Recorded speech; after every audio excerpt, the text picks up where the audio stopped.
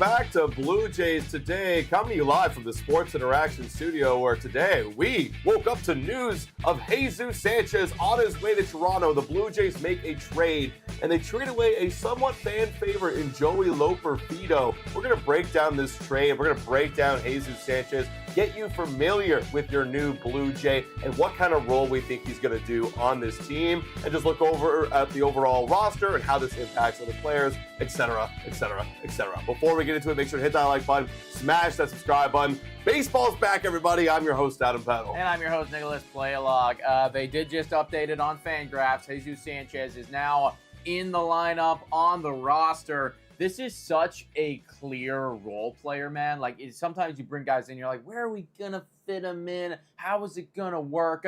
It is so abundantly clear what Jesus Sanchez is coming here to do. We're going to break into more of that later, but first things first, just the overall pound-for-pound trade as it stands right now. Joey Loperfido going back to Houston. That's where we got him from in the first place a few years back. Jesus Sanchez coming to Toronto. He was a long-time Miami Marlin. Then he went to Houston. I believe it was last year. I think they traded for him mid-season. Didn't do too great with the Houston Astros, and they decided that they want to recoup their old asset in Joey Loperfido and give us Jesus Sanchez, who theoretically it's, a ready-now player for a player who probably still needs time in the minor leagues, being Joey Loperfido. Yeah, that's the thing. The Blue Jays are trying to win a World Series. That's the MO this year. Now, Jesus Sanchez, is he going to move the needle and to make us winning a World Series? Maybe not, but he's going to be a player that's every day and can play almost every other day. Exactly. We're going to break it down. But he could theoretically play every day, but he's an MLB ready player. Whereas Joey Loperfido, we're just not too sure what we can get from him. I know last year he came up in his 96 at-bats and hit for an 879 OPS, but the Blue Jays clearly don't think that this is going to be just sustainable and be a role on this team every single day. So they thought, you know what, let's cash in the time that we have with Joey Loperfido, because he's obviously still on a major, long contract with the Blue Jays. Major not as in, money, major as in length. And let's go get a guy who can help us right now. Yeah, well, we were talking about for a while, just in terms of trade candidates, who would make sense. Jose Barrios' name popped up a bunch, but on a lesser side of things, it was Joey Loperfido. That was the individual who there's enough value here where somebody's going to want it.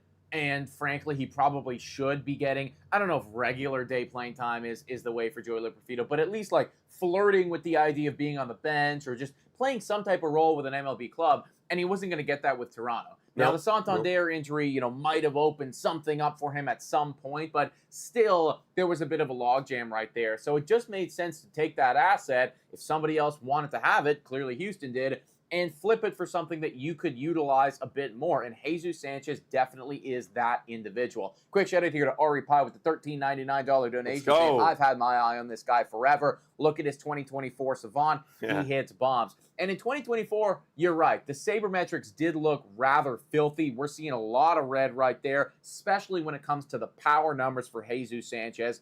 It did fall off relatively significantly in 2025. Looking over at it here, you can see that they took a big dip. But the thing with Jesus Sanchez that you have to understand is that he does not hit lefties. In fact, he is terrible against lefties. I believe his career OPS against lefties is 520. So against any left-handed pitcher, this guy is doing nothing for you. He's hurting the lineup. He's not going to be hitting lefties, though. He's coming in here specifically to hit righties. Yeah, that's what Ross Atkins just came out and talked about to Keegan Masson and the media. Ross Atkins is via Keegan Masson on Jesus Sanchez. He has obviously been incredible effectively. He has obviously been incredibly effective against right-handed pitching. He slots in as one of our better options against right-handers on a very regular basis. And yeah, looking at the career, a 774 OPS against righties, a 253 batting average, and you can see the 64 home runs over 1,600 plate appearances. That's quite a lot. That's where the power is going to come from. And the Blue Jays, because they have so many options in that outfield. You're thinking about Nathan Lucas. You're thinking about Miles Straw, Addison Barger, Davis Schneider, and then you toss in Jesus Sanchez. You can utilize him just to play righties. When it's a lefty on the bump, He's not playing. When it's a righty, he's coming in. He can come in as a pinch hitter, attack him in that regards, take out somebody else who's maybe in for defensive replacement, and he's just going to utilize in that regards. So the reason why his overall numbers don't look too good is because he was playing on some teams that, like the Miami Marlins, where he might have not been as effective. They couldn't utilize him that way, where he was just an everyday player. We can just utilize him and utilize him to his strengths. And back then as well, you got to keep in mind, right? Like as time goes on, the picture gets painted clearer. We know exactly who he is now. Miami, when he was coming up, like they weren't really sure. They were hoping, well, maybe one day he would develop into somebody that could hit lefties, right? So you're going to play him every day, hoping that eventually happens. It never did. He goes over to Houston, still never happened. And now Toronto, they trade for him, and they have the luxury of not needing to start him every day and playing into the strength that has developed into his game, which is I can hit for power specifically against right-handed pitching. Like, that is what it is that he's coming here to do. So in terms of my overall thoughts on this trade, it does suck to see somebody like Joey Loperfido go because, yeah, there was a little bit of upside there, and you saw him last year show that I could compete at the MLB level, or I being Joey Loperfido, obviously, right? So it does suck to see that guy leave, but at the end of the day, like, this is somebody that could actually add value to our team right now. I think Keegan Matheson said, whilst it's very unsure, this raises the ceiling a little bit of the Toronto Blue Jays. Yeah. You've added somebody in here where, hey, I'm an above average power hitter against right-handed pitching. There's a lot of right-handed pitching in baseball, folks. Majority of it is right-handed pitching. So you're probably going to be seeing Jesus Sanchez, like, just off the top of my head, assuming he does what he's coming here to do, like, this is somebody that's going to start more games than not, I think. That's the thing, right? And yeah, like, he's got 2 years on his deal right now left, so you're obviously losing a lot of time when you trade away Joey Loperfido. But you have this 2 years now to cash in and see what he can do with his upside. And I'm excited. Like, if he really hones in on, you know what, I know my role, I'm just going to mash righties, what kind of upside could he bring? You know, I know I'm not comparing him to this guy because he was a legend in Toronto, but like a Teoscar Hernandez, for example, came over to Toronto, hadn't really had a lot of success in his career. Jesus Sanchez, I believe, has had a longer career from comparing him to Teoscar Hernandez when we traded him. But like, can he unlock something with David Popkins and the Toronto Blue Jays? Can he just tap into a little bit more of that power and make the overall production good? We've seen it happen with guys like Davis Schneider, where it's like, okay, we're going to utilize you against lefties. And last year, Davis Schneider had a pretty solid season overall because he was just utilized to his strengths against lefties. So overall, like, I like the trade. Again, I don't think it's going to be a massive needle mover because you look at overall what he can do. And, you know, he's a 1.3 type of WAR player. And we already know his playing time is going to be cut in half. So it's not like he's going to be a massive WAR implication guy, but he's going to be a guy that's just going to help the team in the later innings when you need matchups against righties. He's a guy you can plug in and hopefully get a big hit when the time comes. And also as well, like, we're just kind of assuming that he's going to do exactly what he's done his whole career, but there's the David Popkins effect in all of this, and that's what a lot of people are bringing up as well. I mean, like, David Popkins, like the fact that Nathan Lucas became our two-hitter, right? Like, obviously that's credit to Nathan Lucas. That's a big credit to David Popkins. The fact that, you know, somebody like a David Schneider ended up being really good last year, right? Like, again, credit to David Schneider, credit to David Popkins and the coaching staff. Jesus Sanchez has some raw skills that could translate in the show. There are some skills there that could end up becoming very elite. And in 2024, we saw glimpses of that. This is an interesting tweet here from Zach Marshall. He's saying, interested to see what Popkins and company has in store for Sanchez. He's been a breakout candidate for years now, and I actually do remember that. You know, in fantasy baseball a few years back, everyone was saying, draft Jesus Sanchez because he's got all the raw skills, all the raw power. Now he's in a situation, Zach continues to say, that could help him find another gear. Identical bat speed to Barger. Yeah, look at that. And Barger, I mean, we know Barger's swing is elite, and it's violent, but it's fast, and he attacks baseballs. If this is somebody like an Addison Barger, can David Popkins help him like he helped Addison Barger? This also gives the Jays 4+ hitters with 90+ percentiles in bat speed. So we got a lot of guys that can torque their bodies around quicker than the other individuals and get to that baseball faster. And honestly, like, again, the more that I look at this, the more I think with David Popkins, with the way that this Toronto Blue Jays offense functioned last year, I feel like there's another gear that we could unlock. Yeah, it's a nice compliment to this team. And you're right. Yeah, like the bat speed. Everyone in the chat's talking about the bat speed, 93rd percentile. It's unbelievable. Now that he's being added to the team, I want to see how this affects the rest of the roster because we were taking a look at it. I mean, this guy has 0 options to his name. 0. He's got to make the 26-man roster. He's playing. So he's got to play. He can't be sent to the minors. So what happens now? Well, you're already seeing I believe they just got rid of somebody. I don't know who they got rid of on the roster, but you're looking at guys like maybe a Davis Schneider getting optioned, maybe a Nathan Lucas. Yeah, yes, they optioned in this Fangraphs thing Nathan Lucas, which is a contentious point because here you brought it up. He was our 2-hitter last year for the World Series. Realistically, Jesus Sanchez is now on the team. So they traded away Joey Loperfido. Obviously, they're going to play this dude, at least for a first couple months and see how it all works out.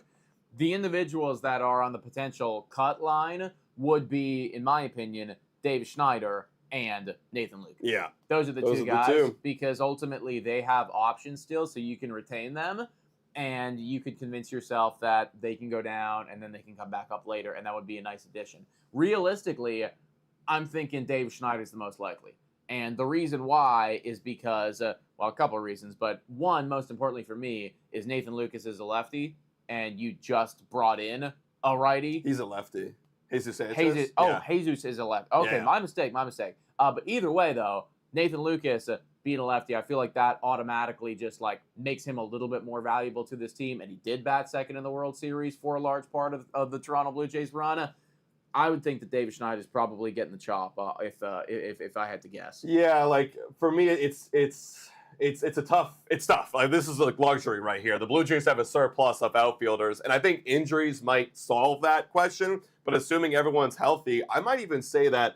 Yeah, Nathan Lucas gets the send down because David Schneider's his whole thing is I'm really good against lefties. So if you have 2 guys on your bench, one really good against righties, one really good against lefties, that's a lot of options for John Schneider to be playing in the later innings. So we'll see. Again, I love Nathan Lucas. I'd want him to be on the team. We'll see how it all plays out. It's going to be very, very interesting, guys. Also, in this simulation, it wasn't Nathan Lucas. He's right here. Oh, then who was it? I don't even know. Yeah, who did they send down? They think that. Who do they think is going to be sent down? That's wild. I don't know. I'm looking right now. I don't know. I can't see it. Heineman's still there. Schneider's still there. Miles Straw's still there. Who the hell else would have been here? Yeah, I don't know. Someone let us know. We're missing something. Who are we missing on this roster? There should be a no-brainer. But either way, that should be the 2 dudes. I don't know how obviously there's Addison Barsher. They must have DFA'd someone here. They're screwing up. I don't know if we're screwing up or they're screwing up. Either way, someone's going to have to get the boot because the other guys that kind of could be it is Miles Straw. Miles Straw is still there, right? And Miles Straw is still there. And then obviously, we're being dumb. It's Anthony Santander.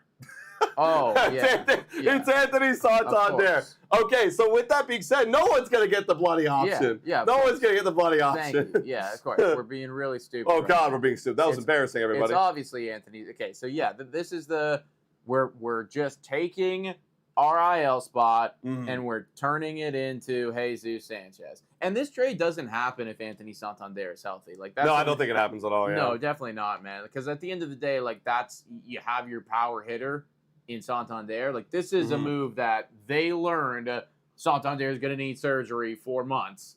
And we want to, we don't want to sacrifice a ton of power this year. And I think that is a strong move by Toronto, right? They know what one of their weaknesses is, and the weakness is the power swing. This is somebody that, at the very least, against half the pitchers you're going to face in MLB, theoretically does have a power swing against righties. Now, it's not the perfect solution, but, I mean, what do you got to give up something to get something. They gave away Joey Loperfido, who doesn't have the most value in the world, and they got back something that I think is rather equivalent to that value. So. Yeah, and I know I brought up WAR a little earlier. In the micro sense, you could make an argument this is a nice, safe trade for the Blue Jays. Anthony Santander last year, I know it was a big blow up year. He had a -1 WAR. Well, Jesus Sanchez again, throughout his career, can collect a 1 to 2 WAR. On average. Again, his playing time might be a little bit reduced. You could see something similar like Nathan Lucas, a 2 WAR, David Schneider, who are these bench guys, 1.3 WAR. Boom, you're adding in a guy like Jesus Sanchez who can probably produce something very similar and make up for a loss of an Anthony Santander. So overall, yeah, with the upside of potentially unlocking something with the power. This is a solid trade. I'm not complaining at all. And I think, looking back at Joey Loperfido, what I wanted him to develop into a guy and be an everyday player, sure, but it was going to be a long road for him to get there. This just gives us a guy immediately that can play right now and help us win a chip at the end of the day. And the thing with Loperfido as well, like what was his role, right? Like what is it that you do specifically that other guys don't? We don't know. That's we don't the thing. know yet, and we don't have time to find out. Exactly. Like we would have needed to give you playing time, regular playing time, to figure out what that is. Like what do you do very well?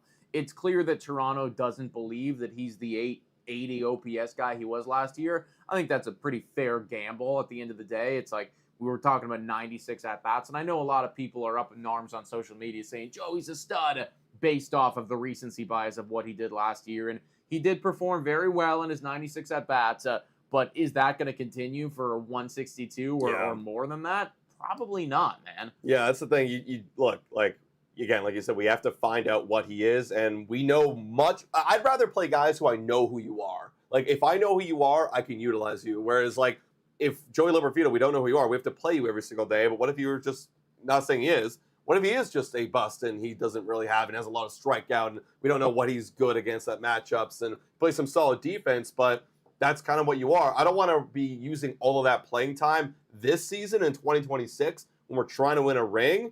I'd rather give that to Jesus Sanchez. So overall, honestly, Ross, great job. You kind of cooked a little. I'm not going to say you made a big splash and this is like blockbuster, but you cooked. This helps out the roster overall. Yeah, I think it is a solid trade, man. Jordan Keith, shout out to you with the $2 donation. First dono of the season. Let's go, boys. UConn fans. Shout out to the 390 people who are watching right now. If you haven't already done so, please make sure to hit that like, smash that subscribe button as the season goes on. We're going to be live for all of it, covering all of it. Shai Davidi tweeted out 10 minutes ago saying that Atkins said the Blue Jays have always liked Sanchez and expressed interest in him at the deadline last year when the Marlins sent him to Houston. Addition puts Blue Jays right around the top CBT threshold of $304 million, dude. Yeah, because that's another thing as well, right? Like Houston's going to be saving $6.8 million, so they're getting a young guy, and they're also saving some money. We're taking on some money too. Yeah. So we are not that whole narrative. Messing around, no, man. We're not messing around at all, dude. Like the narrative of Toronto being cheapskates, we still get comments like that, just not at all factual. Over $300 million is being invested in this roster right now, and they will be paying taxes on that. Yeah, that's quite a lot of money. So that's the expectations this year, guys. They're being serious. Rogers is going all in. I know we've talked about this a bunch. Rogers is going all in. The Blue Jays are going all in. They're spending the money to do it. Yeah, this is great. And I can't wait to see him in a Blue Jays uniform. Anything else that we got? Yeah, it might not be the only thing that happens either. Like Hazel May tweeted something out just very recently saying that Ross Atkins could be open to more additions. He said, we're open to thinking about different ways of structuring the 40-man, the 26-man, and beyond. But he does feel very good about the starting point right now and excited about the ad today. That leaves the door open, in my opinion, for more things. It also could theoretically mean that this is it, right? We've been at a spot. We've kind of been at this spot for a while right now where smaller additions like this could happen, especially if you do see as spring training goes on, one of the pitchers gets hurt or another one of the position players gets hurt. That could be the catalyst to cause them to go out and do something like this. This is the reactionary move to Anthony Santander getting surgery and being out 5 to 6 months. I like it. I think it makes the team better. I think we're in a good spot. Right. And so what's the reactionary move to Shane Bieber maybe starting off the year on the IL, right? And that's why people were saying right after that, like, hey, is Bassett still available? And then Bassett left right immediately. But is somebody like a Zach Gallen in our future? Is somebody like a Max Scherzer possible? I think that everything is possible. And I think, too, like, this move shows that these guys aren't just completely sitting on their asses. They're content with where the roster is right now. And if they had to walk into the season like this, they'd be okay with it. But if Zach Gallen or if Lucas Giolito or if Max Scherzer comes to a price point where this is reasonable and we're not overspending for this, then yeah, I do think that you're going to see Ross Atkins jump at that. I think so too, because that's honestly, now that you had the Bieber injury, that's the one kind of weaker point. And maybe a bullpen piece too. Like, let's not rule that out as well. Like, there could be maybe a smaller minor league trade or like a middle tier prospect trade for a bullpen guy or a lefty. Like, that's still something that's on the radar. It's so funny, like, if we could see it, they can see it too, right? We saw that once Anthony Santander dropped down, it's like, well, shoot, we just lost a lot of power potential. Are we okay rolling in the season like this? They weren't. So are they okay with rolling into another season where Little's going to be out there left hanging, right? Like, he needs some support in that bullpen. Now you got Eric Lauer, but he's being stretched out to be more of a starting pitcher type of role just in case, like an emergency pitcher. So you need another specialty lefty in there. I wouldn't be surprised if they go make a minor league move for somebody.